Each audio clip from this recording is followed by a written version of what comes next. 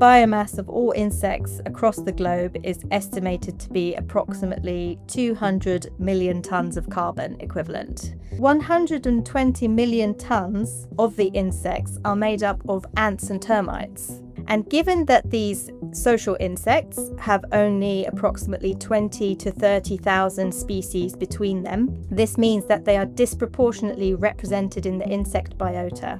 So if there are maybe 3 to 4 million species of insects, then ants and termites make up approximately 1% of insect species, but more than 50% of the biomass. Well, ants and termites, the almighty ant and termite coalition. That's going to be Earth's new mascot. Hello, everyone, and we are live. Welcome to Ignition Sequence. My name is Dylan Bohbot, and I am your host. And I'm here today with the lovely Dr. Fevziye Hasan. She is a biodiversity scientist at Uppsala University in Sweden. Hello, doctor. How are you doing today? Hello, Dylan. Thank you so much for having me. I'm very good, thank you. So tell me a little bit about your work at Uppsala University and a little bit about your background. I'm an entomology curator here at the Uppsala University Museum of Evolution, a very special collection founded by Carl Linnaeus, the father of taxonomy. Very big name. Very big name. And I'm also a biodiversity scientist, but specifically, I'm an insect ecologist interested in how small insects deliver large-scale ecosystem functions, for example, dung beetles, ants, and termites. So tell me a little bit more about all the research and everything that you've been doing in your career and what led you to working specifically as an entomologist and working with insects. Yeah, so I think this is quite a neat story. When I was 15 years old, I applied to do my school work experience at the Natural History Museum in London. And I originally applied to just, I didn't really know much about plants and animals because I was from East London, growing up in sort of a concrete jungle, suburban London. So I applied just for the zoology department because I loved animals. I used to love watching documentaries on the BBC. And then I ended up getting a place in the entomology collection, working in the Coleoptera division with Max Barkley. And that was when it all began, really. Very cool. I mean, I grew up in a similar situation. I'm from Los Angeles, so big city. Luckily, we do have a lot of the green and wild spaces, in an hour in any direction. But I remember one of my earliest memories is actually when I was a very young child, and I would be at an event with my father, and it was for the community, and there's all the kids running around, and I'd be in the courtyard just sitting on the ground, and my father would be like, "What are you doing?" I'm like, "I'm playing with the ants. The ants are my friends." So instead of being with all the other children running around, I would just be looking with the bugs, and that led me to the passion that I have for animals and ecosystem health and wildlife and conservation that I have today. So it's nice to be able to speak to somebody who I guess started off young in a similar manner. But, what would you say was the first, I guess breakthrough that you had that, this is something that I really want to be doing and pursuing, as a passion and as a career? It was really that week during my work experience, actually, because I hadn't seen actually the other types of animals that existed out there, like insects, and the great diversity of insects. So when I was doing my week work experience, I was given a key and I was told to explore the world through insects. That's through the awesome. collections, which just completely really just opened my eyes and my mind, because I had this key and I was free to just open. And bearing in mind, this is one of the world's biggest and most important collections of insects. There's 30 million specimens in the London Natural History Museum. It's a lot. And it's a lot, and they span 300 years of collecting. So there's really historical specimens as well as contemporary specimens, and they're from all over the world. So the curiosity really came when I saw, beetles that were 20 centimeters big. You don't see those in the temperate regions, but they're tropical species. And the vast diversity of colors and shapes and adaptations, and then the functions that they provide, the ecology, the life history of these animals that I then learned after looking at the specimens. I'd pull out a drawer and there would be a jewel beetle, and then that jewel beetle's larval stages are in wood, and then it helps decomposition processes and so on and so forth. And it makes you think, wow, all these small things, they have huge contributions to ecosystem functions. Hmm. And there's a really famous quote by E.O. Wilson, who referred to insects as the little things that run the world. And I sort of from there thought, okay, there's this vast diversity visually for their functional morphology. How is it then that they actually run the world? So that's sort of, and my mind boggles with that question still. Yeah, that's a very good point. One thing that's interesting about insects is I remember reading somewhere that if aliens came to Earth, right, and they wanted to know who the dominant species was, they wouldn't look at us or any of the other megafauna by biomass. It's insects. Is that correct? Yes, that is correct. I have a very interesting fact about biomass. The biomass of all insects across the globe is estimated to be approximately 200 million tons of carbon equivalent. This is not particularly massive in global terms compared with, for instance, plants, which are estimated to have 1,000 times more biomass than insects, but is approximately 3 times the weight of all humans, twice the weight of animal livestock, and more than 20 times the weight of terrestrial vertebrates. Sounds about Um, right. yeah, so as you say, if the aliens were to come, they would definitely think the insects were running the show. It's very interesting. I mean, insects are really unique. I know a lot of people don't like them. A lot of people give them a bad rap, but I mean, they really are just living their life. They're not really out to get us or bothering us. So it always brings me a lot of joy when I see somebody like cowering in fear over like a small spider in their closet or something. But what would you say, Dr. Hassan, is the most influential insect that we have? And after we get over that, I'm curious to hear what you think is the insect with the most negative attributes that people don't really understand. Mm. This is a really good point you raise, because when you talk about insects to anyone, people normally associate them with the disservices, the wasps come and bother you when you're having your picnic. There's flies landing in your kitchen, there's domestic beetles in your flour in your pantry. I deal with And that a lot. They are annoying. there's ants on your counter, there's termites eating your house. Um, so I'm going to just say the most important insect, I would say, and I'm just going to refer to this again. So 120 million tons of the insects are made up of ants and termites Really? from this previous calculation. And given that these social insects have only approximately 20 to 30,000 species between them, this means that they are disproportionately represented in the insect biota. So if there are maybe 3 to 4 million species of insects, then ants and termites make up approximately 1% of insect species, but more than 50% of the biomass. Well, So you might say that the kings of the jungle are not the lion or the tiger, but the scurrying and tunneling hordes of social the insects. almighty ants. Yes, and That's gonna termites. be Earth's ants and termites, the almighty ant and termite coalition. That's gonna be Earth's new mascot. Just a giant flag with bugs on it. But what? Because I know that ants in particular have a very important job, as I actually read in one of your papers, of cleaning up their ecosystem and the environment. I know that they often can carry out pretty much anything, and when we compare it to things such as human strength, how much infinitely more powerful they are body mass index comparison wise than we are. And we can see them lifting, leaves and other insects, carrion, debris even out of the way, or bringing it back to the hive or horde or wherever they're residing. Can you tell me a little bit more about how we sort of figured out that system that they have, how it works, and that they also have ways of communicating with each other, which I think is really interesting. So I haven't directly researched the ant communication and pheromone Hmm. behavior, but as you say, pheromones are the main way through which ants Hmm. communicate with each other. And they have a division of labor within the ants, with the workers and the soldiers as well. Were you referring to the paper on the ants removing resources from the Yes. rainforest Yes, floor? Okay, precisely.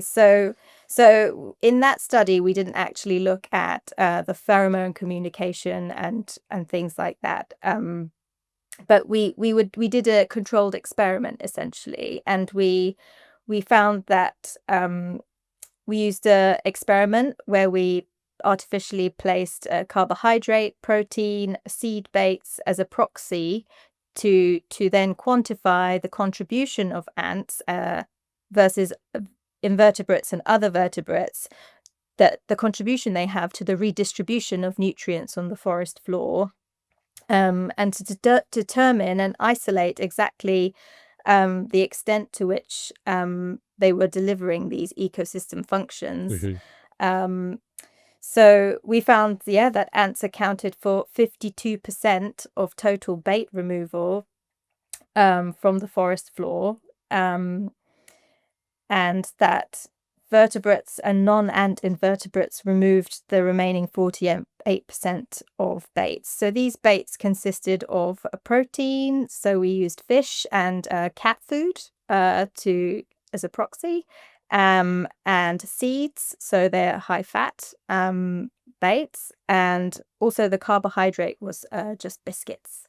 So we could disentangle what proportion were removed by ants, and it was actually the first time that we demonstrated that ants were actually the major agents of this resource removal and redistribution in the forest floor, the above ground and below ground interface. And the reason why we use these different baits, I mean, of course, they're human-made baits to act as a proxy for those types of carbohydrate, protein, or sugars that might be found on the forest floor Hmm. naturally, like you said, from a falling fruit from the tree, or from a dead carcass, or from other dead insects and invertebrates.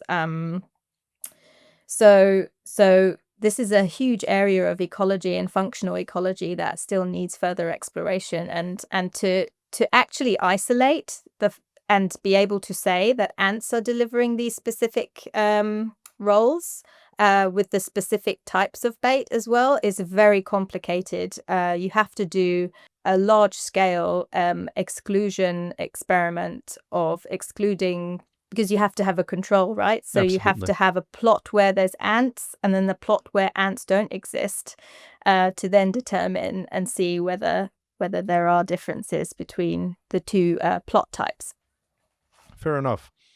And so, going back to my earlier question, what do you think is the most misunderstood insect and the benefits that they have on our ecosystems and in their environment? I'm very curious to hear what you have to say. Misunderstood insect. I think insects as a whole are misunderstood. I think there is definitely a bias towards pollinator insects.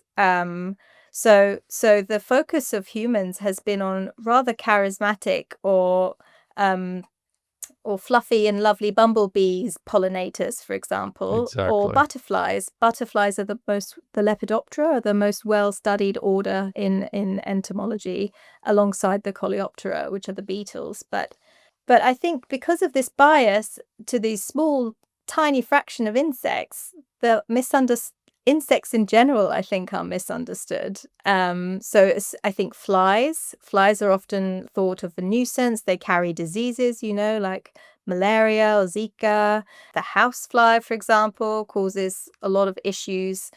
But actually, a huge number of species of flies are pollinators, and without them, for example, there's the chocolate fly, which pollinates the cacao plant, and without that really specific pollination we would not have chocolate today, See, I for didn't know that example. there were flies that were also pollinators. That's really cool. So Yeah, we have actually, bugs, we have mm, flies to thank for chocolate. yes, we do. It's Yes, pretty we cool, do. actually. That's awesome. Yeah, and a lot of other insects are also pollinators. So this is what E.O. Wilson was referring to as the little things that run the world, right? These insects go about. We don't see what they're doing, but they're pollinating. They're providing ecosystem functions, which we then see as ecosystem services, right? So these include bioturbation, which is the physical churning of the soil. It includes pollination, so we can have our crops and our food and agriculture and biodiversity of other plants in ecosystems. They contribute to nutrient cycling, water infiltration in the soil, and dung beetles are a fantastic example because if it wasn't for the dung beetle, all of that dung would just accumulate on the surface of the soil and stay there, which is not ideal because it causes a huge problem with pollution. It runs off into waterways, causes eutrophication, and so on and so forth. Exactly.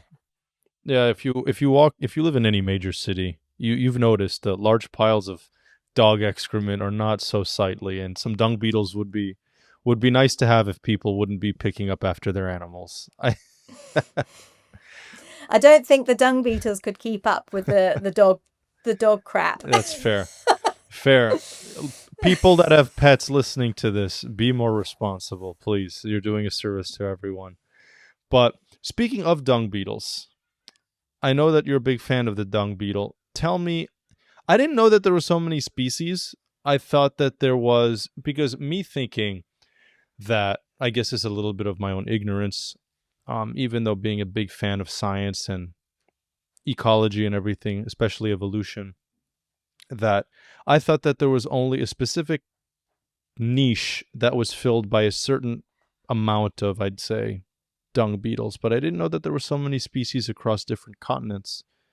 So I actually did my PhD on dung beetle ecology in New Zealand, and so I started out with my interest in how these little things run the world with going to the tropical rainforests and studying ants and termites.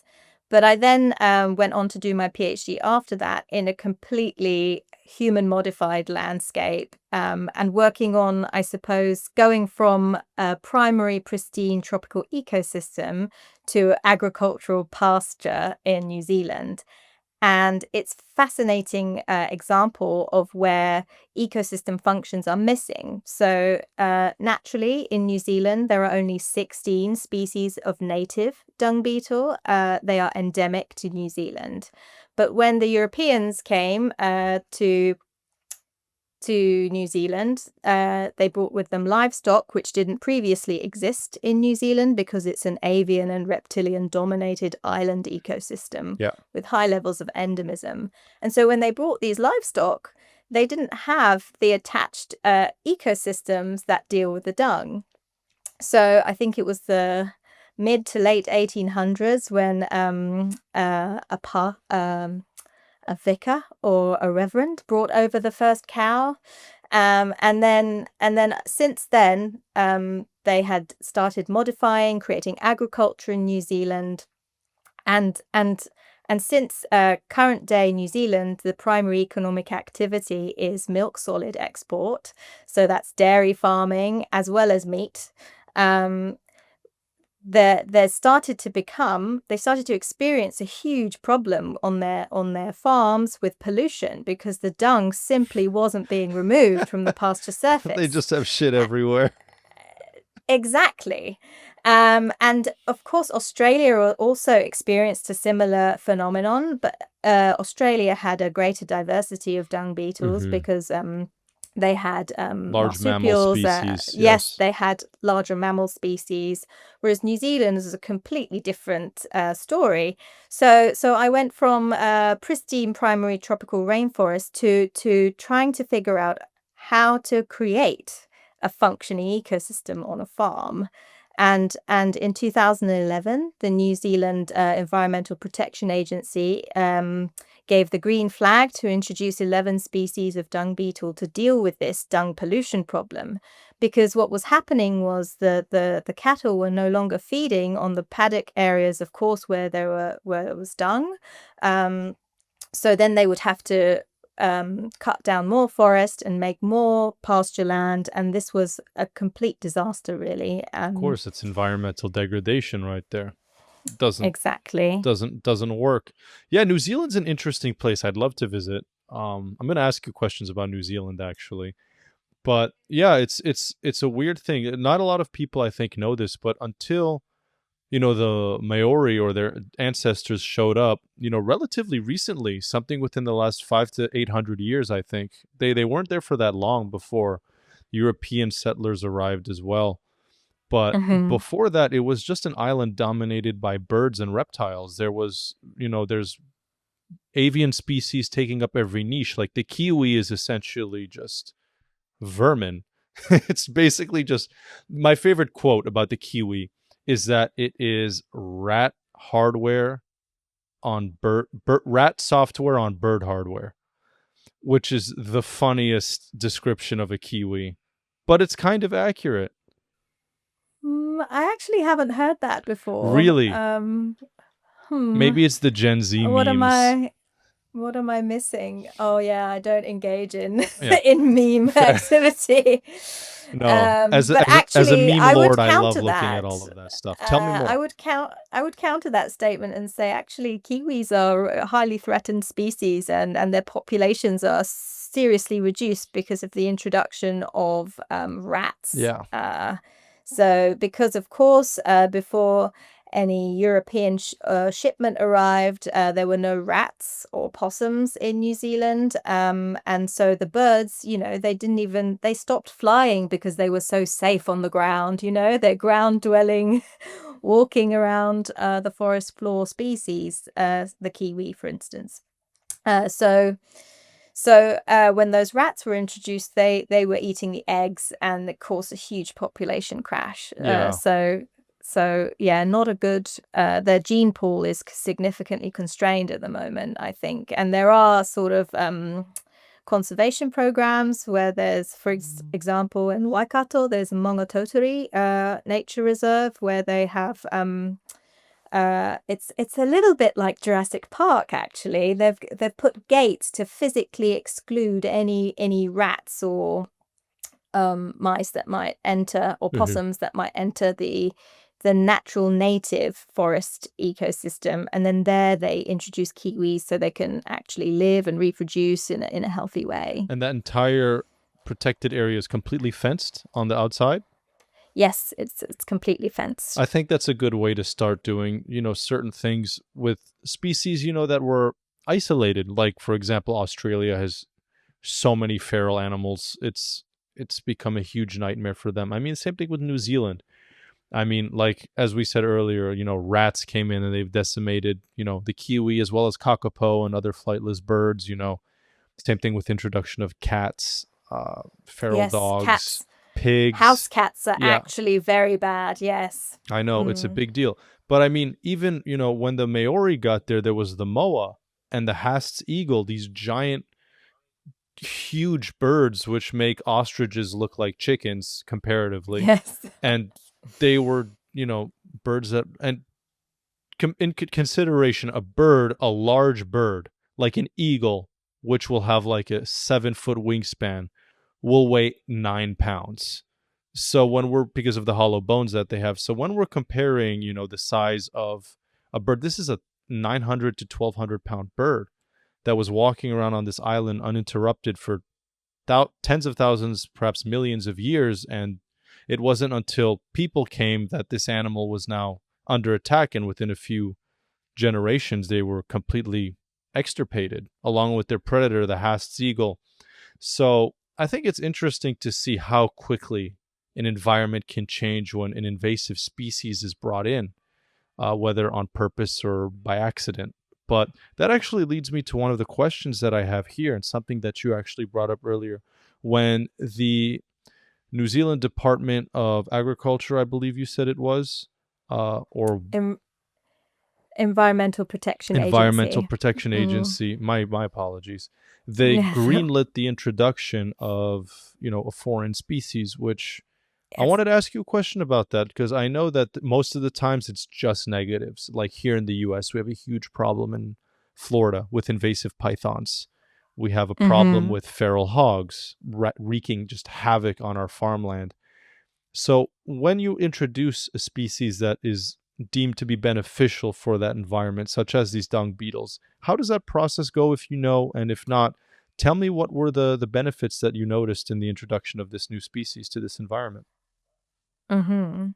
That's a really good question, and a lot of due diligence has to be done in order to introduce any non-native Of species course. to a new ecosystem, and especially when for instance, New Zealand has very high levels of endemism.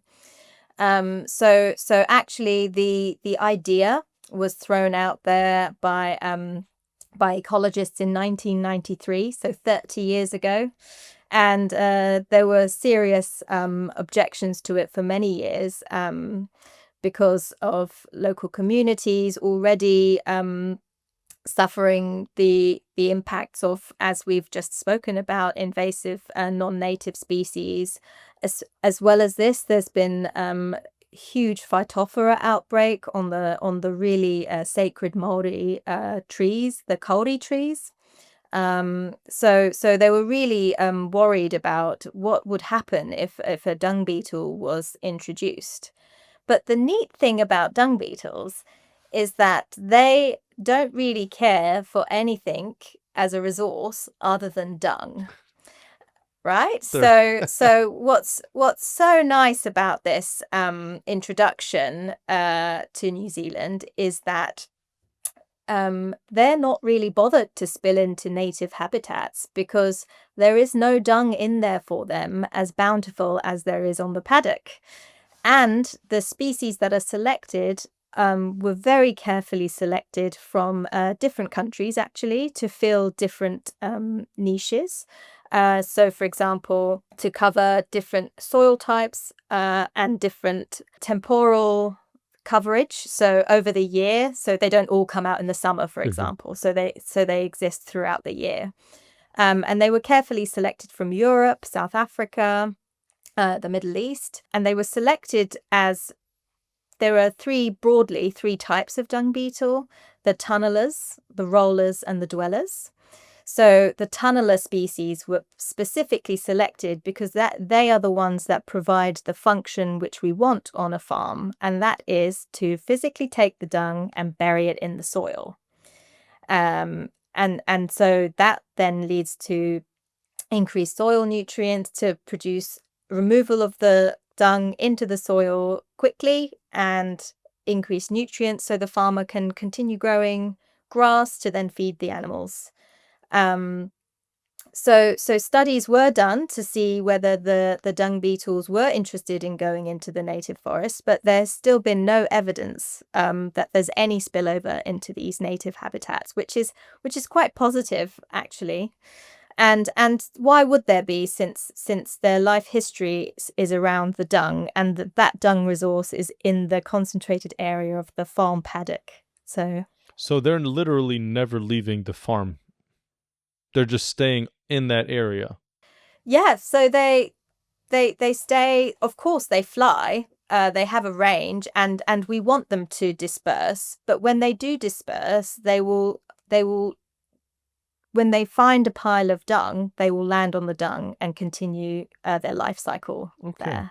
That's very Yeah, fascinating. That's really, yeah. honestly, that's a great way to fix your shit solutions, is by having dung beetles come by. And so I'm a little bit green on this subject for dung beetles. So please tell me a bit more about how their life cycle works. So tell me if I'm wrong. They find dung, they, put it underground. I believe they eat it, or do they lay their eggs in it and the larvae eat it? I'm not very familiar. So please explain that to me if you can. You were correct there. It's the second option. Okay. So they lay their eggs in the adults. They find a mate. The female lands in the dung, digs a tunnel down beneath the dung, and some species can dig up to 30 centimeters Okay. directly below the dung. And some species have just one egg, and some create a number of egg cases called egg sausages. In Who dung named that? sausages. I'm sure it was a British Yeah, we're person. quite creative. Yeah, so they nest below ground, and their brood masses are directly beneath the dung pad in these tunneling species. And yeah, so it goes from adult to egg to larvae to pupae, and then the young adult emerges and excavates again out of the soil, and then flies, and the cycle starts again. Okay. Fascinating stuff. So they're born into that. That's their food source, and then they use it to escape and then come back out, and then the Yes. cycle starts over. Yeah, so the adults only feed on the liquid fraction of the dung. So it is the larvae that feed physically on the dung What do you mean by from liquid the fraction? So so so dung doesn't is not just solid. Mhm. It's got if you've seen any cattle dung, it's got quite a lot of liquid in there. So yeah, they essentially slurp away at the Okay. the liquid Okay. fraction of it. Okay, interesting. Whereas of course the eggs and the pupae, when they develop, they're in the dung And the brood solids. balls, yeah, in the solids, and then they eat around that. Yeah.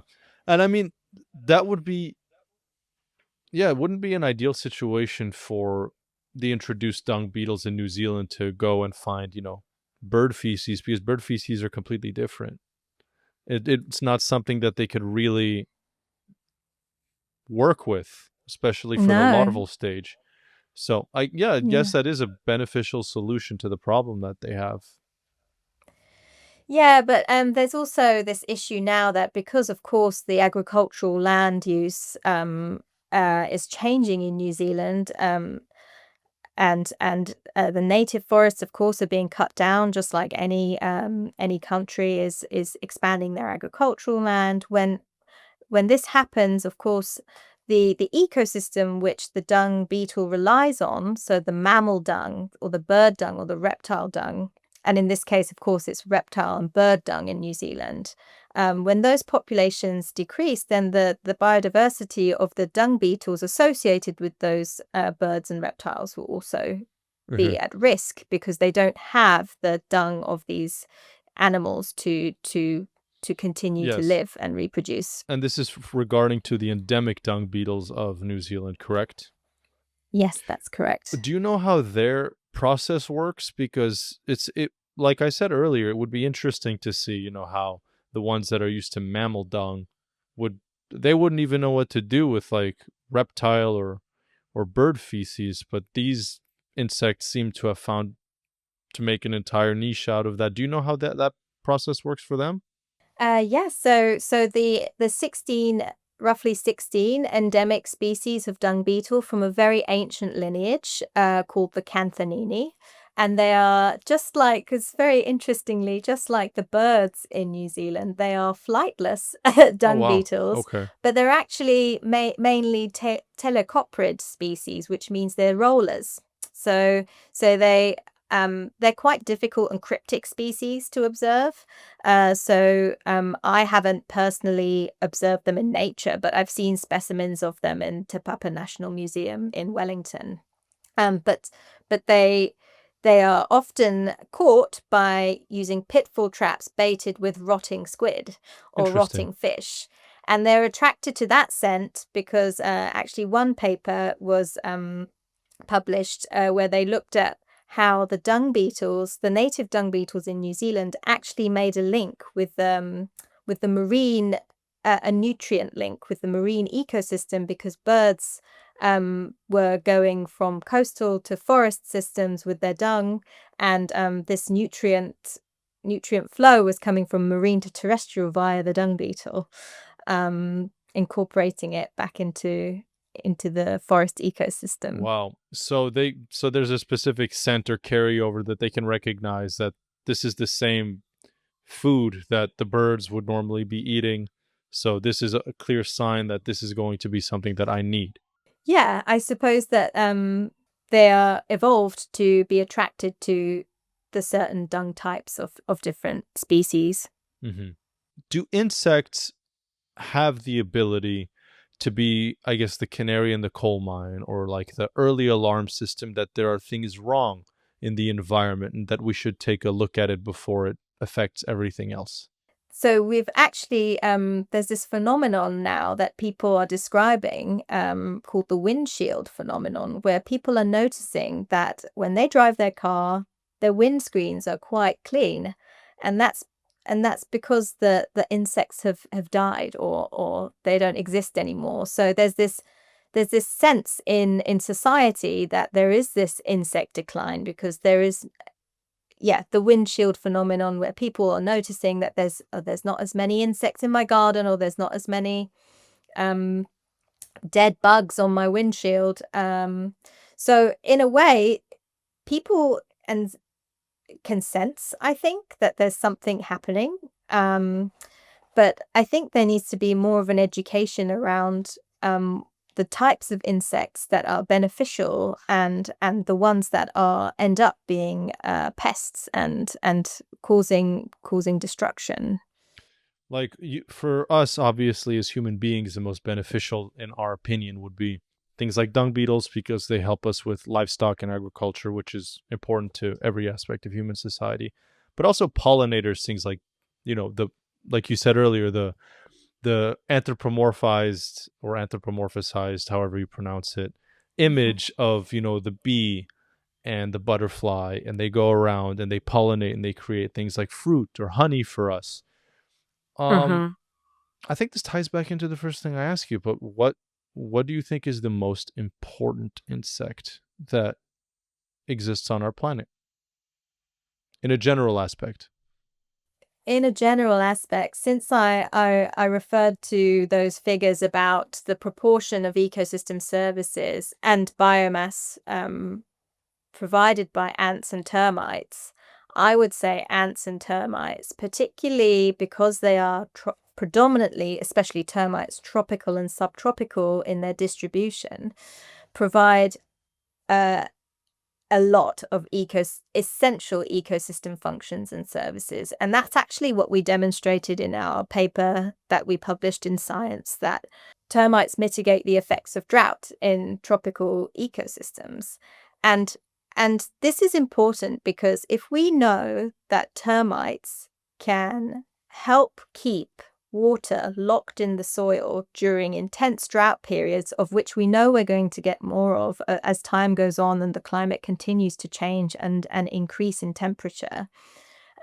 These can then feed into our biosphere Earth system modeling, where we can actually make better predictions as to the severity of the extinction loss we're going to face as a result of this changing environmental change. So, if we can disentangle and quantify um, the effects of major groups, as you say, what is the most important, would you say?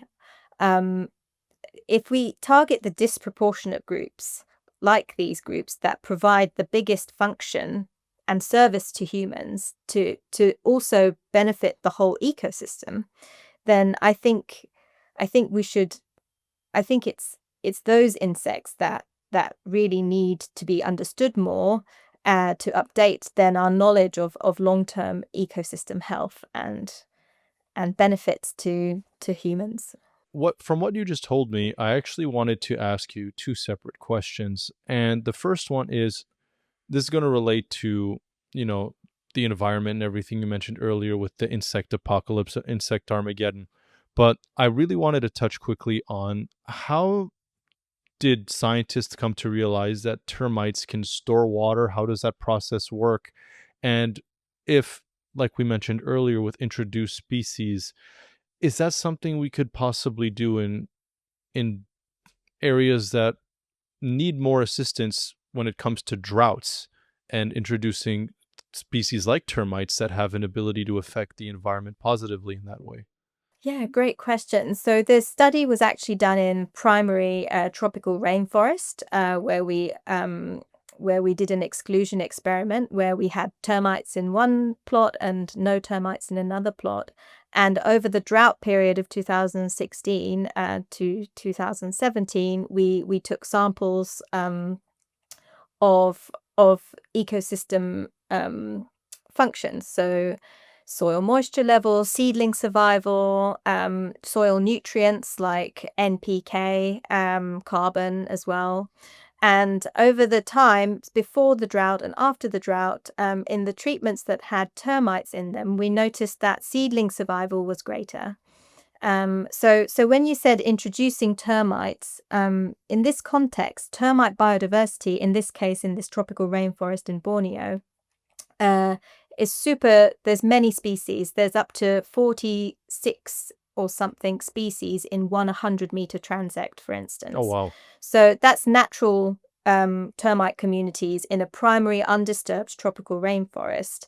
And the way in which we found that they were leading to these other beneficial ecosystem functions was that the life history of some of the species, they have this behavior which is called sheeting, where they carton sheeting, where they have tunnels that are a bit wider, so to protect the foraging workers and soldiers from predation of ants, but they're a bit more flat, and so they trap moisture in the soil surface. So it's not necessarily that they are storing water, but they're sheeting and sort of structures that they build trap water on the soil surface.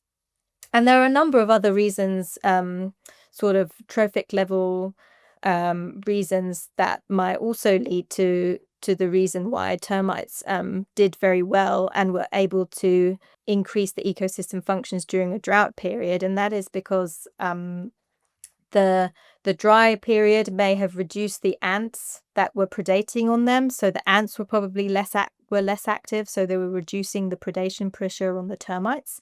And termites naturally they do a process called bioturbation, just like dung beetles. They physically churn up the soil and cause more nutrient redistribution and heterogeneous soil interface. So yeah, that is the main way which the termites were termite biodiversity mitigated the effects of drought. And actually, when the drought was over, probably the resilience of the tropical ecosystem when it's intact and undisturbed is better than that of when there's no termites.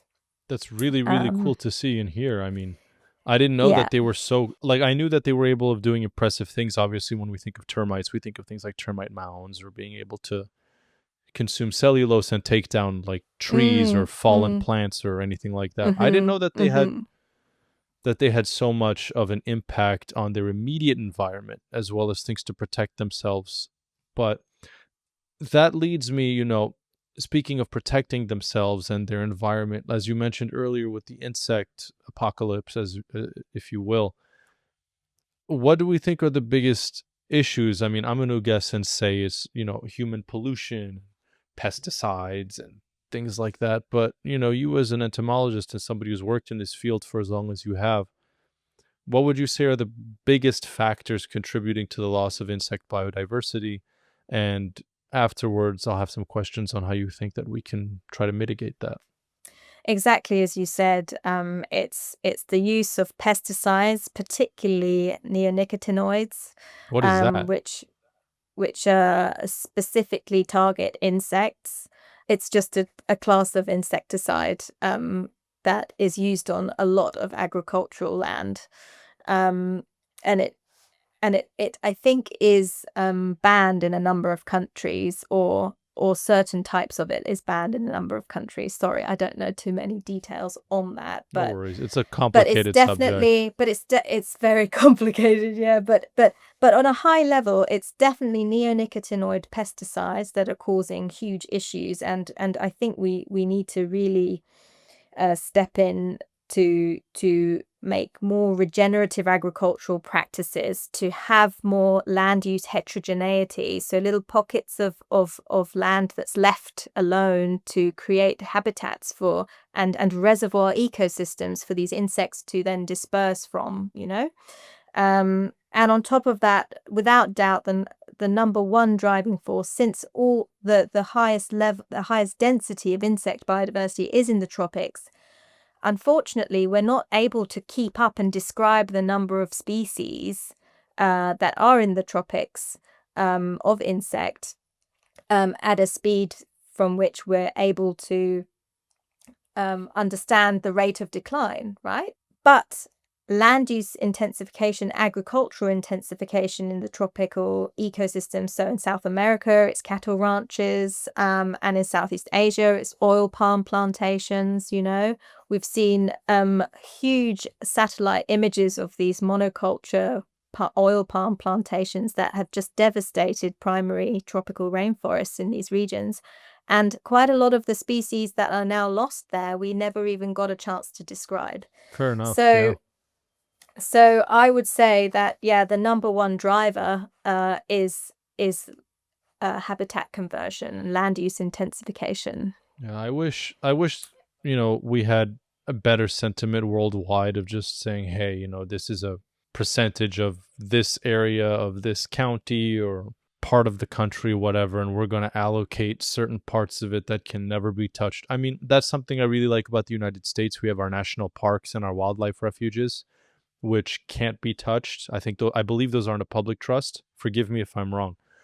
But I think, and then there's the large parks in Africa and so on. And I think the world is sort of waking up, not to speak poorly on Europe, by the way, but the mistakes that Europeans made in the past, in the 1700s, 1600s, when their economy, was heavily, not just their economy, but the way that people lived their lives was heavily connected to lumber and destroying of forests and so on. And so, that's why large places like Paris and London and Barcelona don't have any natural spaces anywhere near them, really. It just goes from big city to smaller cities to towns and then countryside. Whereas you look at a big city like New York or Los Angeles, if you go 30 to 40 minutes in one direction, you can reach a wildlife area or a natural area or something that's protected. And I think that's something that globally, especially now in South America, seeing, the destruction of the Amazon and stuff of all things, who doesn't like, a barbecue, but do we really need to destroy that much of the Amazon for, cattle ranching? So I think those would be important things that, we could try to instill in across the world and in future generations. But, I think, is exactly right. But I think research is seriously needed into taxonomy, which is the describing of species. There's currently a taxonomic bottleneck, but there's new technologies that we can use, like incorporating DNA techniques to insect taxonomy for describing new species, and investing more into scientists that can characterize what the species is and give it a name. Because without giving things a name, I mean, I'm currently sitting at Uppsala University Museum of Evolution. This collection was founded by Carl Linnaeus, the father of taxonomy. Okay. Very so big, important binomial, guy. very big, important guy. We have we cannot understand things unless we name them. And now that we have new technologies like DNA metabarcoding and barcoding and eDNA to go in and do rapid biodiversity assessments, there is so much opportunity now to actually take action, but the right steps need to be taken, and funding needs to be channeled to the correct places. And actually, another thing I'll say that is quite scary, I think, for insects is this new other field. So on one side, we have this biodiversity crisis happening, where people are and businesses are now, since the Kunming-Montreal Global Biodiversity Framework was published, which is a policy document similar to the Paris Agreement. There's now got to be businesses and governments need to account for their impacts and dependencies of biodiversity. And now that there's this this interest from this policy wording and these regulations coming through, just like the Paris Agreement, that people need to start measuring biodiversity, and they need to know, they need to have a name for something in order to measure it.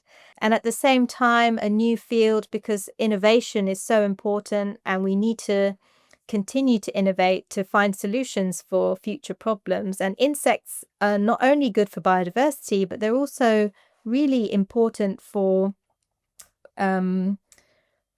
understanding the future of the food system. For instance, this huge field of insects as food and feed is emerging, where there's species that are being farmed. For instance, cricket flour, you've probably heard of it, to eat.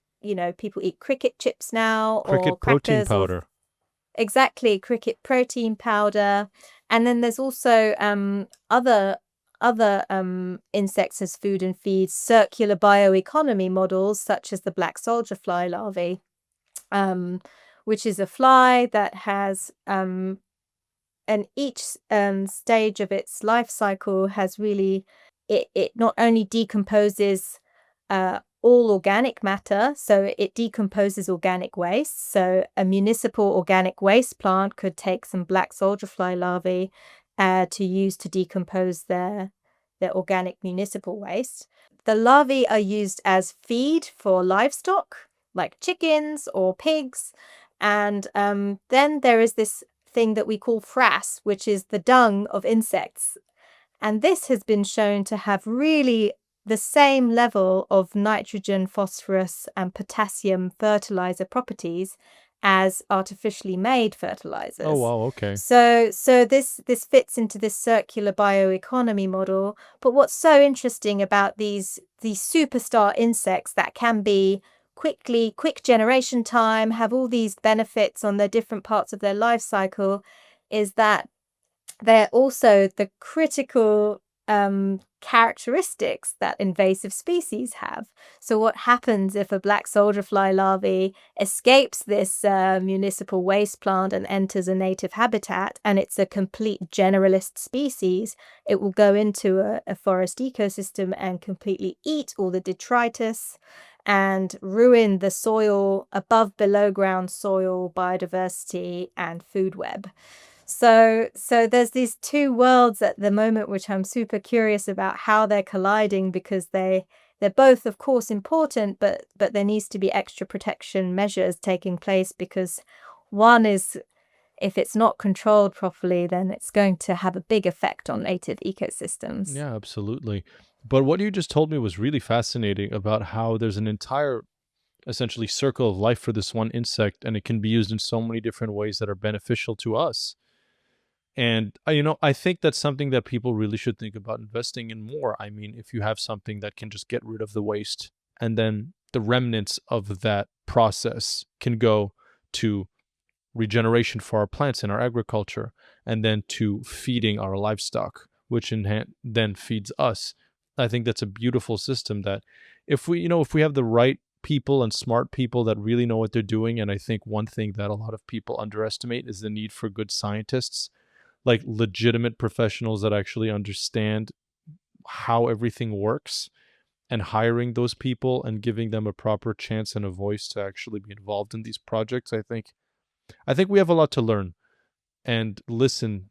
And by listening to those people such as yourself, we could really make a big difference instead of just relying on, some old person in Congress or whatever political format that your country has. It's like, no, listen to the scientists. I think that, they spend their entire life studying something like this, and they have valuable things to say. Yeah, I'm just really concerned. As you say, it's a really beautiful, neat system with this circular, every part of the system is used and then it goes back into a loop. This bioeconomy idea is fantastic. But what is very scary is the regulations that need to go around it. And if there was to be an accident, which is inevitable, really, especially with a species such as the black soldier fly larvae, taking it to developing countries where it's going to have real good benefit to the people and the societies, for instance, for producing cheap feed for their animals, and fertilizer in a very nice way, maybe putting it into a shipping container. But then if it goes out into their pristine tropical ecosystems, then what is going to happen there? So Exactly. these are the scary unknowns that come with such brilliant life cycles of generalist insects. Yeah, it can't all be as easy as the dung beetles in New Zealand that just Mm. stay near the paddock, because that's what their life and lifestyle life system depends on. Exactly. Dr. Fez Hassan, this has been an absolute pleasure. It's been really interesting to get to talk to you and see how, your entire field works, and it's super fascinating. But I wanted to ask you, as we end this conversation, what in this world and in this subject is keeping you up, and what are some non-scientific or entomology related things that people should get to know about you? Yeah, great question. I am really kept up at night about the fear of the lack of taxonomy that is happening right now. We are currently acknowledging as a society and as humanity that we are in a biodiversity crisis. And unfortunately, there is still not the connection being made of the shoulders from which the unit of biodiversity, which is quite often the species, stands on. And that is taxonomists. And taxonomists describe species, um, and we learn about the species behavior and their ecology and their life history, and are better able to make biosphere Earth system models and predictive models for future of our biosphere and our functioning ecosystems Yeah. that humans depend on. So the first is that keeps me up at night is how are we going to fix this taxonomist bottleneck? Because now the rate of acceleration of extinctions is greater than the rate that we are describing species, which is quite terrifying. The second, I'm an optimistic person. I started with the scary stuff, but I'm a super optimistic person, and I love technology and the advances in technology with eDNA, with genome sequencing, with metabarcoding. We can go into and take a soil sample and see what species were there. So another aspect of my curiosity is that how can we leverage technology in a standardized way to collect data on biodiversity at scale, at good quality, and mobilize this biodiversity data to actually have societal impact. And that is something that I'm super interested and excited about, and I think about often. For example, computer vision technology, audio technology. These are all other technologies that complement genetic technologies that can help us produce vast quantities of species occurrence data onto big databases like the Global Biodiversity Information Facility, which currently hosts 2 to I think 3 billion biodiversity data points. Wow. Um, That's a lot. It's a lot of so stuff. we are in an age of big biodiversity data, and what keeps me up at night is whether or not we'll be able to curate the data and make it findable, accessible, interoperable, and reusable to actually have impact for science and society. Yeah, it's a good way to wrap the thought up. I mean, it's a lot. It really gives you a good idea of, the work that needs to be done. Ladies and gentlemen, everybody that was listening, thank you so much for tuning into this episode. This is our lovely guest, Dr. Fevziye Hasan. So, Doctor, thank you so much for being here with us for today. Thank you for having me, Dylan. Absolutely, everyone. Thank you so much for tuning in. Until next time.